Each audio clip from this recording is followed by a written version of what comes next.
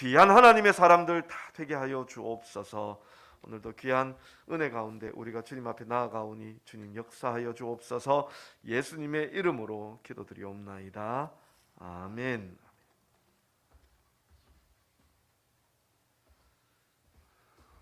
제가 또 광고를 까먹고 그냥 갔습니다. 광고는 특별한 광고 없습니다. 우리 신앙 원력 배부되고 있으니까요. 지난주에 못 가져가신 분들 가져가실 수 있길 바랍니다. 말씀 보겠습니다.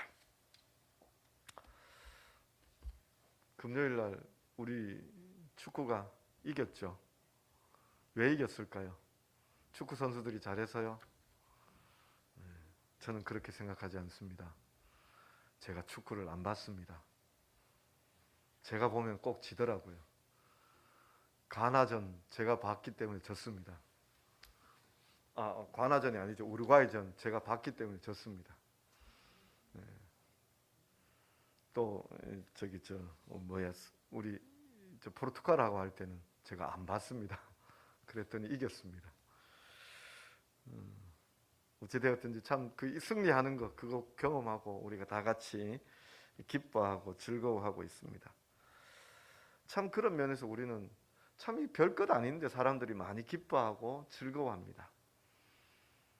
축구라는 룰 단순하죠. 구역이 정해져 있습니다. 이렇게 구역이 정해져 있습니다. 바깥으로 나가면 안 되고 그 안에서 이렇게 하고 있고, 또 골대도 이렇게 조그맣게 만들어서 거기에다가 공을 집어넣으면 됩니다. 이 공을 가지고 하면서 손을 만지면 안 되고요. 발로 하는 경기입니다. 그게 룰이 답니다. 조금 더 복잡한 룰들이 있긴 있죠. 있는데 우리 그냥 크게 룰을 따지진 않죠. 그런데 그 쉬운 경기, 거기에 전 세계가 열광을 하고 있습니다. 선수들이 뛰고 웃고 기뻐하고 환호하고 이런 것도 있지만 막 울고 탄식하는 그런 모습도 있습니다. 별것 아닌 것처럼 여겨지는데 이 별것 아닌 것에 정말 목숨 걸고 살고 있더라고요. 우리 우루과이전에 패하고 난 다음에 손흥민 선수 주장이 울었잖아요, 그죠? 울었는데 이번에는 또 기뻐서 막 이렇게 기뻐하는 모습 보는데요. 그 선수 보면서 몇 년 전 봤던 다큐멘터리가 생각이 났습니다. 그의 아버지, 유명한 사람이 됐죠 이제. 그 아버지가 그 아들을 혹독하게 훈련을 시켰죠. 혹독하게요. 세상 사람들도 이런 속담을 가지고 있습니다. No pain, no gain. 고통이 없으면 얻는 것도 없다라고 그렇게 얘기하는 거죠. 요거 이제 기독교적으로도 있는 속담이 있습니다. No cross, no crown. 십자가가 없으면 영광도 없습니다. 왕관도 없습니다. 면류관도 없습니다. 참 누구에게나 다 이런 고통스러운 시간들이 있고 그 고통의 시간들을 잘 지나가고 나면 참으로 하나님께서 그들에게 큰 영광을 베풀어 주시는 것을 우리가 알 수 있습니다. 하나님의 그 교회 안에도 그와 같은 법칙이 있다면 세상에도 그와 같은 법칙들을 가지고 있다라는 것을 우리는 볼 수 있습니다. 자, 오늘요 우리가 이 누가복음 14장 15절부터 24절까지의 말씀을 이렇게 보면 제일 먼저 떠오르는 게 전도에 대한 설교 본문입니다. 제가 이 본문을 그렇게 많이 설교하지는 않았습니다. 그런데 할 때마다 무슨 생각이 드는가 하면 전도에 대한 설교가 제일 많이 떠오릅니다. 왜 그런가 하면 그 23절이죠. 23절 후반절에 보면 사람을 강권하여 데려다가 내 집을 채우라. 이 말씀을 많은 목사님들이 전도의 그 어떤 동기부여의 구절로 삼습니다. 저도 이 설교 언제 들었는가 하면은요, 고등학교 때 들었습니다. 근데 그게 잊혀지지가 않는 거예요. 고등학교 때 이제 전도 잔치 같은 거 하잖아요. 근데 그때 이제 담임으로 섬기셨던 이 고등부를 담당하셨던 전도사님께서 말씀하셨습니다. 이 강권하여 채우라는 것은 손목을 비틀어서라도 끌고 와서라도 채우라는 뜻이다. 그게 잊혀지지가 않는 거예요. 그래서 이 본문 볼 때마다 그게 부담스러운 거예요. 그게 부담스러워요. 어떻게 그렇게 전도할 수 있는가? 저는 오늘 조금 다른 면에서 이 말씀을 좀 보고자 합니다. 다른 면에서요. 그래서 우리 말씀 볼 때 이 본문보다도 더 앞에 배경들을 좀 봐야 되는데요. 14장 1절에 보면 이렇게 나옵니다. 안식일에 예수께서 한 바리새인 지도자의 집에 떡 잡수시러 들어가시니 그들이 엿보고 있더라. 어떤 게 먼저인지 잘 모르겠습니다. 그러니까 어떤 게 먼저라는 건 예수님께서 초청을 받으신 게 먼저인지, 그래서 그 사람들이 초청 받아오는 예수님, 이참에 잘 됐다, 우리가 좀 예수님이 뭘 하는지 좀 엿보고 있자, 이런 건지, 아니면 엿보기 위하여, 엿보려는 계획, 엿본다는 건 어찌 보면 함정 파고 기다리는 거잖아요. 그렇게 엿보려는 계획을 잡고 난 다음에 예수님을 초청한 건지 우리는 알 수 없습니다. 그런데 분명한 건 예수님께서 바리새인의 지도자의 집에 가게 되셨고 그곳에서 함께 떡을 잡수시게 되었습니다. 사람들이 함께 보고 있는 거죠. 예수님 어떻게 하시나. 근데 마침 그때 무슨 병 걸린 사람이 있었는가 하면 수종병 든 사람이 있었습니다. 사람들이 그 수종병 든 사람들을 어떻게 하느냐, 예수님께서 어떻게 하느냐, 그게 궁금한 거죠. 그런데 예수께서 그 수종병 든 사람을 고쳐주셨습니다. 바리새인들이 엿보고 있었던 그 목적대로 된 거죠. 안식일에 예수님께서 수종병 든 사람을 고쳐주셨습니다. 이 수종병이라는 것은 이 몸이 비정상적으로 붓는 겁니다. 비정상적으로. 그러니까 뭐 몸에 물이 찬다라고 이야기하는데, 배에 차면 이제 배가 이렇게 비정상적으로 커지거나 다리에 이렇게 이제 이런 수종병이 생기면 소위 말하는 코끼리 다리처럼 생기는 거죠. 그러니까 제가 이게 궁금해서, 요즘 인터넷 좋잖아요, 그죠? 그래서 찾아봤더니 의학 사전은 너무 어려워요. 뭐 림프 액이 나오고 뭐 이러면서 막 어려운데 그게 뭔 말인지 몰라서 사진 보니까 배가 비정상적으로 붓거나 아니면 다리가 비정상적으로 부어 있는, 다리 같은 경우도 이렇게 손으로 누르면 그 눌린 자국이 있는 참 고통스러운 병이겠죠. 근데 이제 그래서 몇 가지 이렇게 보니까 목숨에 위험이 없는 자리 이런 데 있으면 좀 삶이 좀 불편해지겠죠. 아픈 고통이라든지 이런 것들이 있어서 불편해지겠지만, 특히나 이 복부 쪽에 이 수종병이 들면은 장기를 누르게 된답니다. 장기를 누르면 잘못하면 이제 그 목숨에도 위험을 받을 수 있는 병이라는 거죠. 근데 여기에 그 뭐 어떤 수종병인지는 우리가 잘 알 수 없습니다만 분명히 비정상적인 붓기가 가지고 있는, 그래서 아주 불편한 몸을 가지고 있는 사람이 있었고 예수님께서는 그 사람을 고쳐 주셨습니다. 그런데 그때의 분위기가 어떻습니까? 바리새인들이 엿보고 있었죠. 예수님께서 그들에게 말씀하고 있습니다. 너희 중에 누가 그 아들이나 소가 우물에 빠졌으면 안식일에라도 곧 끌어내지 않겠느냐. 예수님께서 바리새인들에게 정말 요즘 아이들 말로 팩트 때렸죠. 사람들은 자기가 하는 건 괜찮아요. 남이 하면 책을 잡죠. 판단하죠. 정죄하죠. 그것도 어떤 사람들이 아는가 하면요, 알고 있는 사람들이요. 알고 있는 사람들이. 바리새인들이 하나님의 말씀을 잘 알고 있습니다. 잘 알고 있기 때문에요, 자기는 어떻게 하면 그 법을 빠져나가는지를 알고 있습니다. 그래서 자기가 하는 건 괜찮습니다. 남이 하는 건요, 범하는 거죠. 저지르는 거죠. 그래서 정죄하게 되는 거죠. 예수님께서 그들이 했던 것, 이거는 율법에 저촉되지 않는다. 아들이 물에 빠졌으면 그거 건져내는 거, 그거 법에 저촉되지 않는다. 소가 빠졌을 때 물에서 건져내는 거, 이거 주일이라도 안식일이라도 건져내는 거 저촉되지 않는다. 그런데 지금 여기 사람을 고치는 건 법에 저촉된다, 이 얘기죠.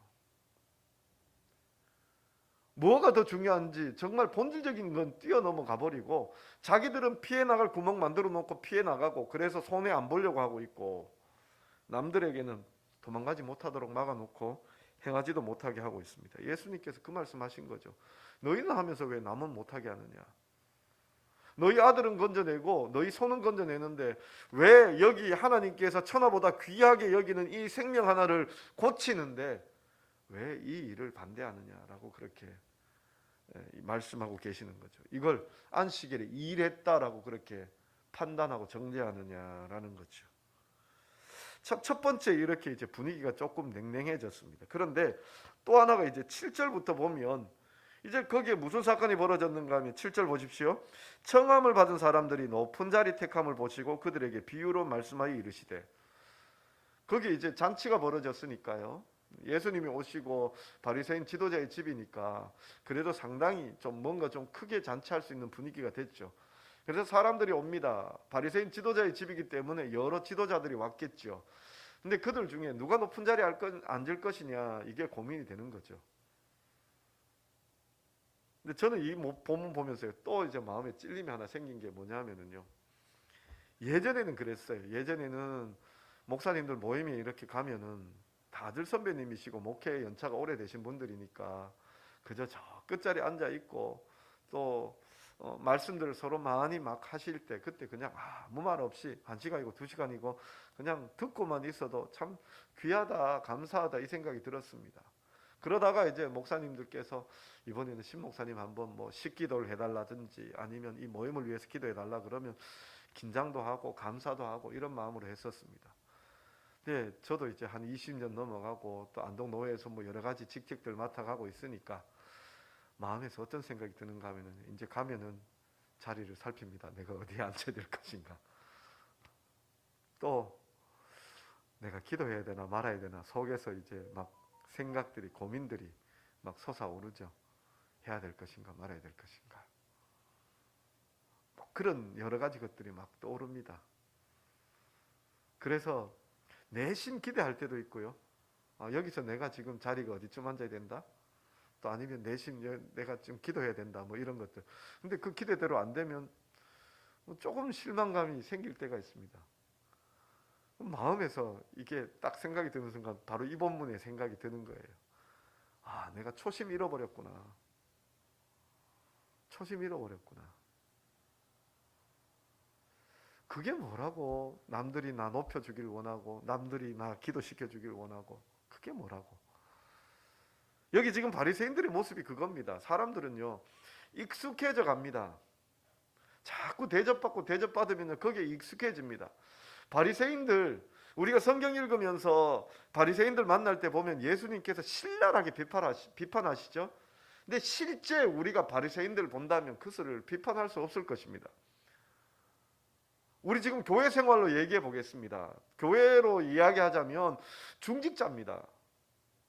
목사가 될 수도 있고 장로님이 될 수도 있고 또 아니면 권사님이 될 수도 있고 또 뭐 안수 집사님이 되실 수도 있고 아니면 정말 오래 교회를 다니신 그 교회 뭐 창립 멤버시라든지 뭐 이런 분들이 되실 수 있습니다.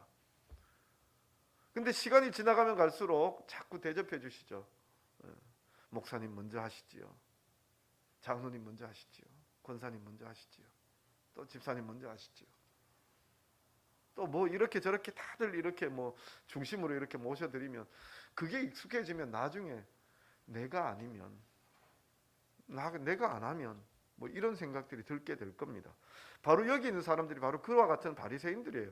바리새인들이 늘 모이면 바리새인들에게 찾아와서 말씀 이거 어떻게 해석해야 돼요? 주일날 내가 이거 어디까지 가야 돼요? 아니면 내가 주일날 뭘 해야 돼요? 11조는 제가 요번에 이렇게 했는데 11조 이걸 어떻게 해야 돼요? 우리 집 잔치가 벌어졌는데 이번에는 오셔서 좀 잘 지켜봐 주십시오. 우리 틀리지 않도록 좀 돌봐 주십시오. 뭐 이런저런 일들을 부탁하게 되어지죠. 그러다 보니까 어디 가서든지 대접받는 자리에 가게 되는 거죠. 그게 익숙해지는 거죠. 그래서 여기 와서 지금 뭐 하고 있는가 하면 내가 어느 자리에 앉을 건가 이거 지금 바라보고 있는 거죠. 이 사람들만 나무랄 게 아니라 우리 자신, 제가 교회 안에 예를 들었지만 우리가 직장에 가거나 아니면 우리의 어떤 사회 모임 가운데 가서 거기에서도 늘 대접받고 중심이 되어지면 나도 모르게 그 대접에 익숙해져 가는 거죠. 그러다가 나를 대접 안 해주면 마음이 불편해지는 거죠. 이 사람들이 나를 무시하네.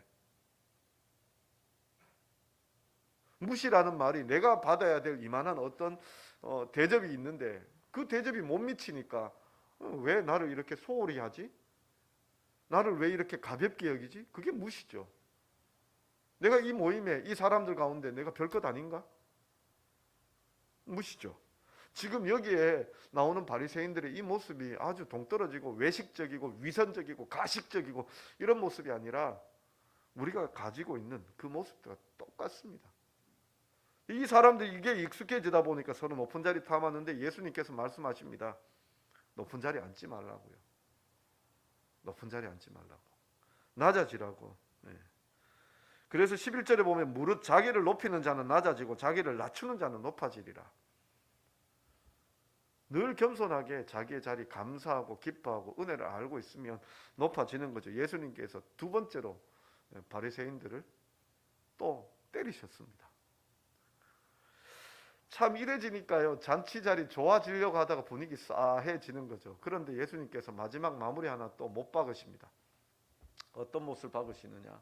잔치 자리에 이렇게 바리새인의 집에 어떤 사람들이 왔겠습니까? 대부분 다 바리새인들이 왔겠죠. 바리새인들은 그 나름대로 사회적으로 인정받는 사람들입니다. 전부 다 와서 이제 한 자리 하고 에헴 할 수 있는 사람들입니다. 우리도 사람들을 초대할 때 주로 이제 내빈이라고 그러면서 사람들을 초대하죠. 왜 그런 사람들을 초대합니까? 우리 모임이 그런 모임이다라고 보여주는 거죠. 그 주체자가, 그 자리를 여는 사람이 나는 이만큼 이 사람들과 같은 류의 사람이다라고 그렇게 보여주고 싶은 거죠. 그래서 좀 유명한 사람들, 좀 지식인들, 또 부자들, 권력자들, 이런 사람들을 오기를 원하시는 거죠. 우리도 이렇게 뭐 어떤 결혼식이라든지 아니면 장례식장에 가서 이렇게 화환들을 쭉 살피죠. 어떤 화환들 왔느냐. 대기업에서 온 화환도 있고, 뭐 아니면 뭐 어떤 유명한 사람들로부터 온 화환도 있고, 뭐 이런저런 것들을 이렇게 쭉 살피게 되죠. 그러면서 야, 이 사람 또 이 집안 좀 뭔가 있는 집안이다, 뭐 이렇게 우리가 생각을 하죠. 그런 것처럼 우리도 초대를 하면은 사람들, 좀 높은 사람들 이렇게 바라고 있는 거죠. 바리새인도 똑같이 그와 같이 하는데 예수님께서 말씀하십니다. 그런 사람들 초대하지 말라고. 아무것도 갚을 거 없는 사람들 초대하라고. 그래서 가난한 사람들, 몸이 불편한 사람들, 장애인들, 이런 사람들 부르라고 예수님께서 말씀하셨습니다. 바리새인들이요, 지금 두들겨 맞을 때 3가지나 두들겨 맞았어요. 3가지나. 3번이나 이렇게 두들겨 맞았죠. 말씀 안 지키는데 자기들은 겸허히 피해 나가는 그 말씀에 대한 거. 그 다음에 이렇게 높은 자리 탐하는 모습, 또 거기다가 이 뭐 베푸는 게 아니라 자기들끼리만 즐기고 있는 이 모습을 이렇게 신랄하게 두들겨 맞았습니다. 그래서 1절로 오늘 우리가 읽었던 이제 15절로 넘어오면 한 사람이 이야기하죠. 함께 먹는 사람 중에 하나가 이 말을 듣고 이르되 무릇 하나님의 나라에서 떡을 먹는 자는 복되도다. 지금 예수님께서 천국의 잔치에 대해서 말씀하시니까 하나님의 나라의 그 잔치에서 먹는 것이 참 복되겠습니다. 이 말인즉 무엇인가 하면 여기 바리새인들 여기 점잖게 앉아서 함께 식사하는 이 모습이 참 천국의 잔치 아니겠습니까? 분위기 바꾸는 거죠. 고마 때리시라는 겁니다. 근데 예수님께서 마지막 결정타를 때리십니다. 오늘 얘기는요 정말 쉽습니다. 정말 쉽죠. 얼마만큼 쉬운가 하면은요, 딱 읽고 난 다음에 딱 기억이 나시잖아요. 어떤 사람이 잔치를 열었습니다. 그 잔치 열어서 사람들을 초대했습니다.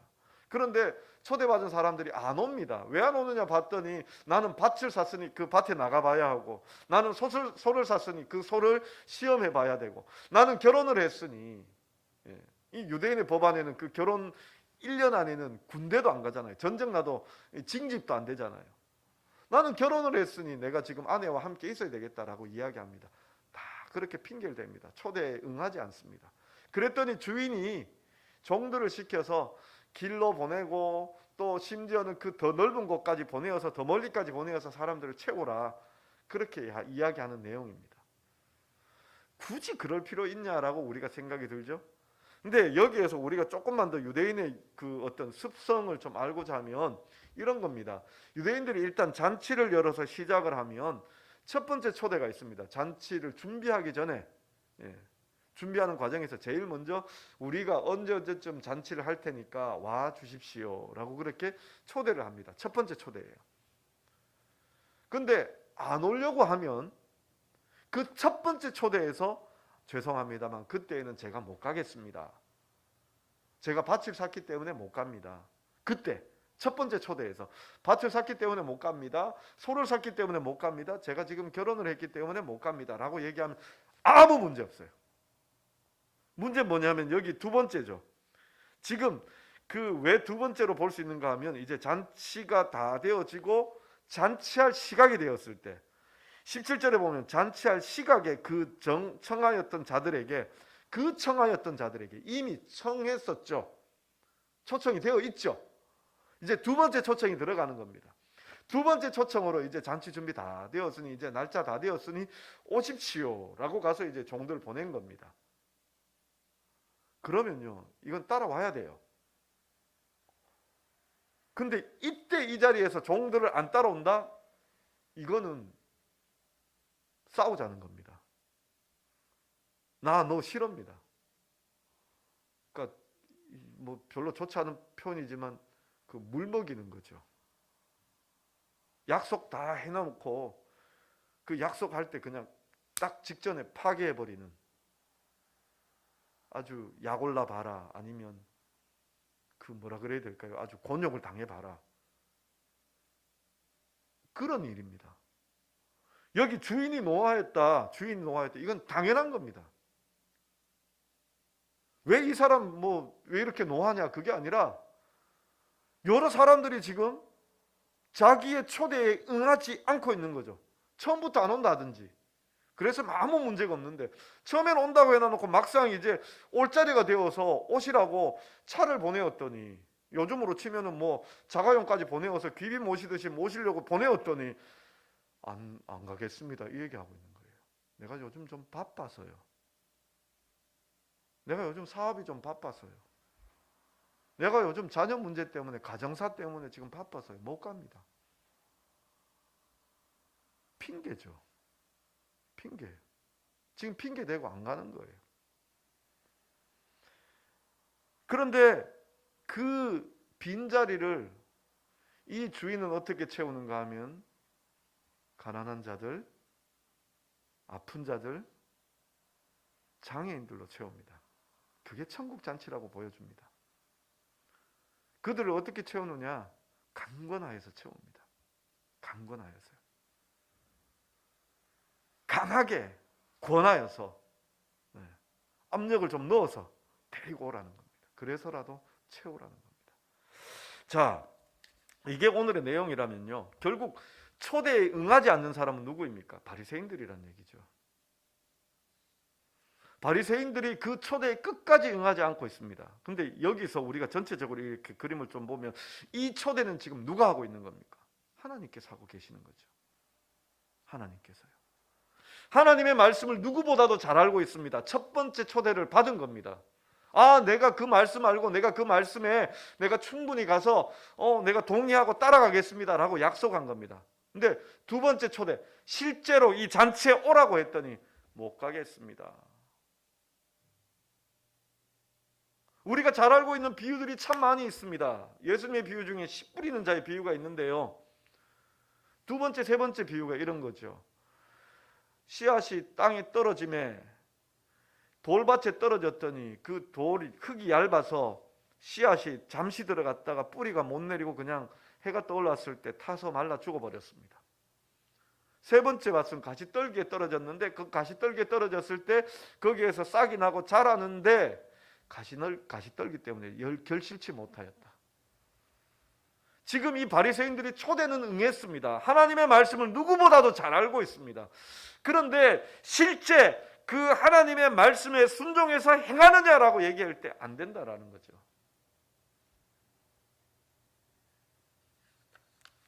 우리가요, 아이에게 사탕을 줄 때가 있죠. 사탕을 줄 때가 있는데 우리가 이거 먹으면 되게 맛있다, 아주 달다라고 이야기하죠. 이 당도가 얼마만큼 되고 이건 무슨 포도 마시고 이건 뭐 사과 마시고 이건 이런 마시면서 그렇게 얘기를 하죠. 근데 이 아이가 그걸 들고 비닐째로 이렇게 입을 빨고 있다면 그게 똑똑한 아이입니까? 어리석은 아이입니까? 어리석은 아이죠. 바리새인들이 지금 뭐 하고 있는가 하면요, 하나님의 말씀은 누구보다도 잘 알고 있습니다. 태초에 하나님이 천지를 창조하셨느라 외우고 있는 사람들입니다. 아브라함부터 시작해서 아브라함, 이삭, 야곱, 뭐 요셉, 모세, 아론, 여호수아, 누구보다도 잘 알고 있는 사람들입니다. 선지자 뭐 이사야, 예레미야, 에스겔, 다니엘, 호세아 다 알고 있는 사람들입니다. 어떤 말씀이 그 성경에 쓰여져 있는지도 다 알고 있는 사람들입니다. 근데 정작 모르는 게 뭐냐면 그 말씀의 맛을 몰라요. 사탕으로 치자면요, 껍데기만 맛보고 있는 겁니다. 아니, 껍데기만 들어서 아, 이게 당도 얼마짜리, 사과 맛짜리, 뭐 크기 얼마, 무게 얼마. 근데 중요한 건 뭐냐면 그 사탕을 까서 입에 넣지 않고 있는 거예요. 하나님의 말씀의 그 은혜를 경험하지 못하고 있는 거예요. 꿀보다도, 송이꿀보다도 더 단 하나님의 말씀의 그 은혜를 경험하지 못하고 있는 거예요. 하나님께서 말씀으로 이렇게 주셨을 때에는 하나님의 초대입니다. 성경은 하나님께서 우리에게 보내주신 편지입니다. 하나님의 그 은혜의 잔치로 들어오라는 하나님의 편지요 초대장입니다. 그런데 그 초대장을 읽고 다 잘 알았습니다. 받아들였습니다. 그런데 그 초대장에 쓰여 있는 대로 그 잔치에 참여해서 그 잔치의 기쁨과 은혜들을 누리고 있느냐? 지금 여기 있는 바리새인들은 그거 못하고 있다는 거죠. 우리가요, 이 부분이 필요한 겁니다. 하나님의 말씀의 은혜들을 경험해야 된다라는 겁니다. 말씀을 우리가 자주 듣고 아멘하고 또 집에서도 읽고 묵상하고 또 기록하고 좋아하고 암송하고 쓰고, 그리고 그 다음이 중요합니다. 말씀의 경험들이 중요합니다. 말씀의 은혜들이 중요합니다. 내가 이 말씀 때문에 이런 은혜 받았다라고 고백할 수 있는 그 은혜들이 필요합니다. 근데 우리는 자꾸 말씀만 듣기만을 원하고 있죠. 출구가 없어요. 배출구가 없어요. 나가는 데가 없어요. 듣기만 들어서. 제가 참 다행이고 감사한 부분이 있다면 제자 훈련을 아주 저도 청년 때 받았고 또 목회하면서도 이제 제자 훈련하는 교회들 이렇게 다녔었죠. 그 중에 전국적으로도 이제 잘 유명한 우리 푸른초장교회가, 우리 교회를 세워준 교회지만 푸른초장교회가 제자 훈련이 잘 되는 이유가 있습니다. 그게 뭔가 하면요, 필드를 가지고 있어요. 사역의 장을 가지고 있어요. 그게 뭔가 하면요, 전도의 장이에요. 우린 전도를 단순히 쪽지 하나 들고 나가서 주고 또 그 사람 뭔가 이렇게 교회 데리고 오고 이게 아니라 영혼에 대한 갈급함이 있어요. 영혼에 대한 갈급함이. 하나님의 말씀을 듣고 아, 하나님이 이렇구나라고 거기까지 아는 게 중요하다면 그 마음을 내 마음 되게 하고 그 마음 가지고 그냥 여기서 그냥 속에서 끝내버리는 게 아니라 나가는 거예요. 어떻게 나가느냐? 영혼을 품는 거죠. 그래서 그 품은 마음으로 구역이 모이고 뭐 줄기라고 그러고 순이라고 그러고 그렇게 하시더라고요. 모이고 또 그 모임 중에서도 어떤 분들은 뭐 여러 가지 교회 안에 봉사로도 가고 또 어떤 분들은 그 카페 사역도 하고 어떤 분들은 도서관 사역도 하고 어떤 분들은 전도대 사역도 하고 반찬 봉사도 하고 뭐도 하고 나가요. 그냥 일하는 게 중요한 게 아니라 그 말씀의 그 바탕의 은혜를 가지고 나가는 거죠. 제가 이 전도라는 말을 가지고 와서 정말 우리 성도님들에게 이게 부담이 되겠구나라고 생각을 했는데요. 저는 다시 말씀드리지만요. 지난주에도 말씀드렸고 그렇지만요. 영혼에 대한 갈급함입니다. 안타까움입니다. 하나님께서 우리를 안타까이 여기셔서 우리에게 예수 그리스도를 보내어 주시고 하나님을 나타내어 주시며 하나님의 모습을 보여주셨습니다. 그래서요, 하나님께서 그 사랑을 우리가 충만히 알 수 있도록 해주셨습니다.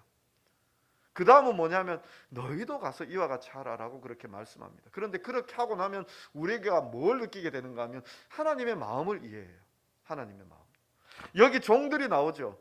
종들이 주인의 마음을 압니다. 주인의 마음을 공감해서 나가서 그 주인의 뜻대로 채워옵니다. 이게 정말 중요한 거죠.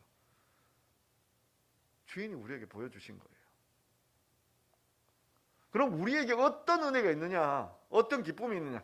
지극히 당연하게 하나님의 그 뜻을 따라서 행하였기 때문에 우리에게 그냥 자연스럽게 생기는 기쁨이 있을 겁니다. 근데 더 중요한 건요, 우리가 하나님의 이 진리를 깨닫게 되면은요, 이 세상 어떤 것과도 바꿀 수가 없을 겁니다. 제일 좋을 때, 정말 너무너무 좋을 때 사람들이 이런 표현하죠. 오늘 죽어도 내가 여한이 없다. 오늘 죽어도 내가 여한이 없다. 근데 전도 폭발해 보면요, 이런 질문합니다. 당신이 만약 오늘 밤 이 세상을 떠난다면 천국 갈 확신이 있으십니까? 라고 묻습니다.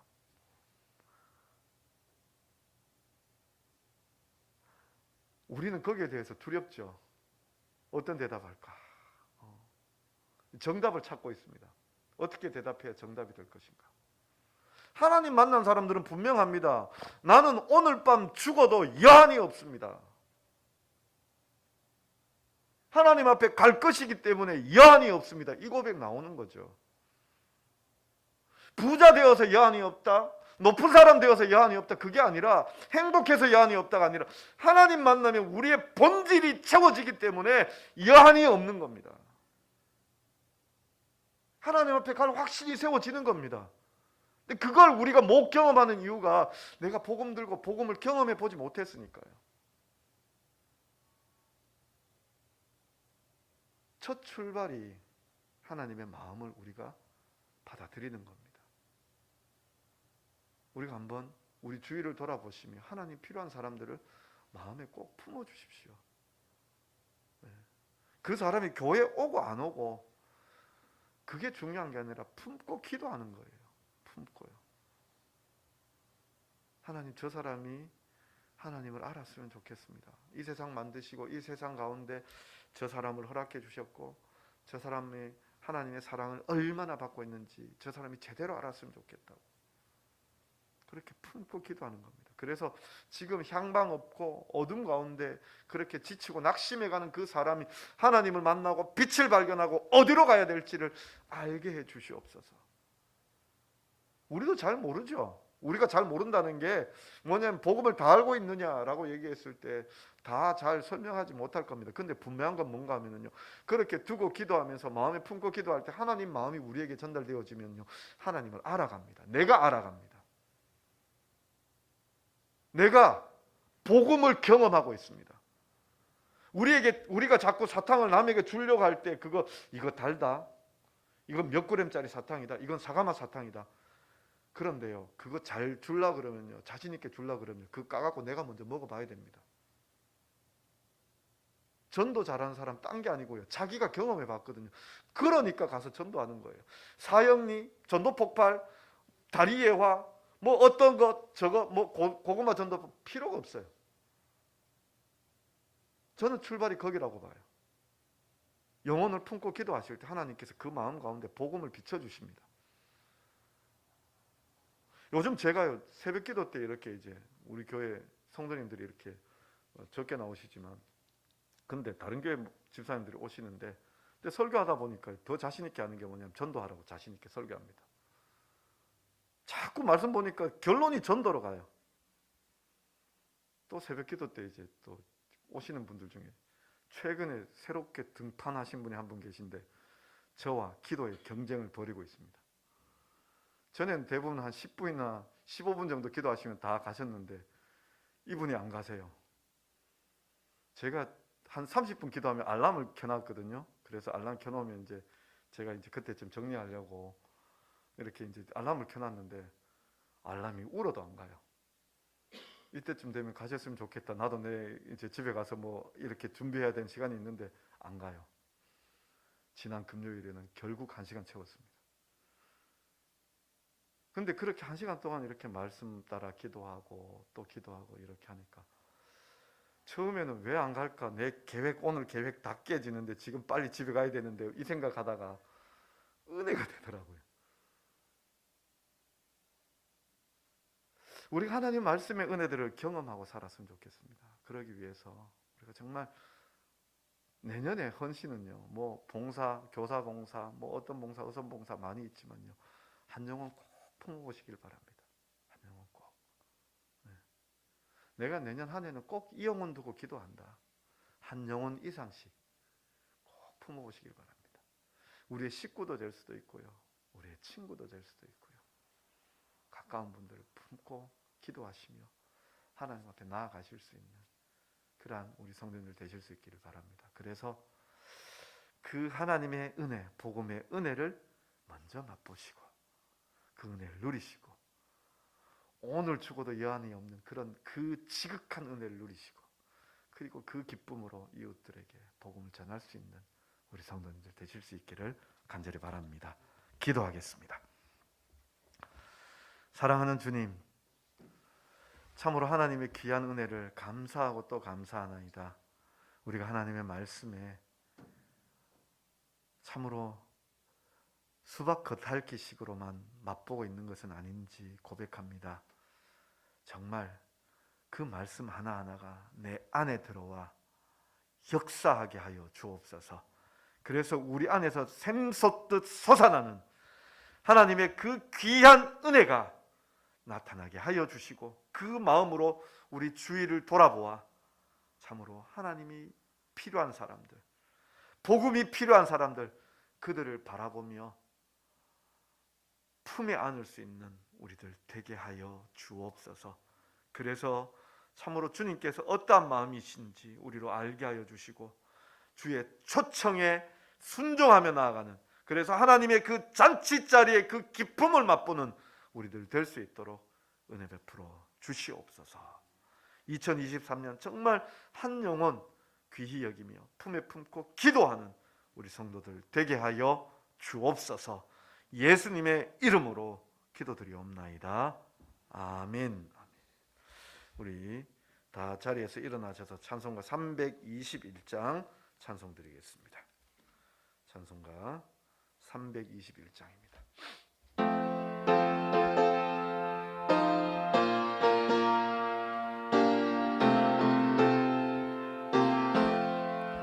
날 대속하신 예수께 내 생명 모두 드리니 늘 진실하게 하소서. 내 구주 예수여, 나 구주 위에 살리라. 내 기쁨할 양 없으리. 내 갈 길 인도하소서.